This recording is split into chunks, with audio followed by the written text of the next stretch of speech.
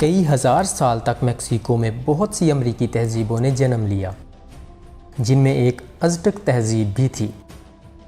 ازٹک شمالی میکسیکو کے لوگ تھے۔ ان کا قابل فخر اور طاقتور دارالحکومت ٹینوختٹلان تھا، جس کے کھنڈرات جدید میکسیکو سٹی کے نیچے آج بھی پڑے ہیں۔ ماہرین کے مطابق ازٹک لوگ اپنے دیوتاؤں پر شاہانہ خرچ کرنے کی وجہ سے مشہور تھے۔ وہ اپنے دیوتاؤں کے لیے انسانوں کی قربانیاں دیتے تھے۔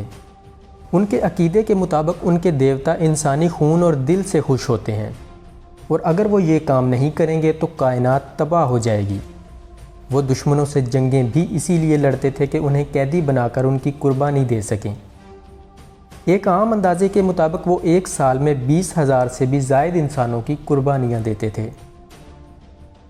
ایسی ظالمانہ قربانیوں کے لیے انہوں نے ٹینوختٹلان میں ایک ازٹک مندر تعمیر کیا۔ ایسے ہی ایک مندر کو ٹیمپلو میئر بھی کہا جاتا ہے۔ یہ مندر ایک ازٹک دیوتا سے منسوب تھا، جس نے اپنے سے حسد کرنے والی اپنی بہن کا سر بھی قلم کر دیا تھا، جس سے منسوب پتھر 1978 کی دہائی میں کچھ مزدوروں کو کھدائی کے دوران ملا، جس کے اوپر ننگی تصویریں بھی بنی ہوئی ہیں۔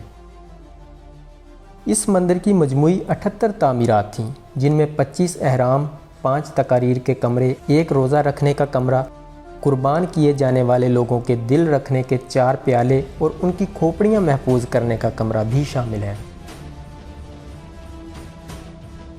ماہرین نے 2015 اور 2017 کے درمیان کھدائی کے دوران کچھ کھوپڑیاں بھی نکالی ہیں، جن کو ایک ٹاور کی شکل میں ترتیب دیا گیا تھا، جن کے کانوں کے اوپر سوراخ تھے، جن سے یہ ظاہر ہوتا ہے کہ ان کو یہاں رکھنے سے پہلے عوامی نمائش کے لیے لٹکایا گیا ہوگا۔ یہاں سے کھدائی کے دوران بہت سے قیمتی نوادرات بھی ملے ہیں، جن میں سے ایک برتن بھی شامل ہے جو بارش کے دیوتا سے منسلک ہے۔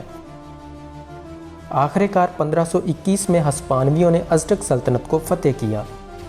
انہوں نے اس ازٹک دارالحکومت کے کھنڈرات پر اپنا نیا شہر بسایا جو آج جدید میکسیکو سٹی ہے۔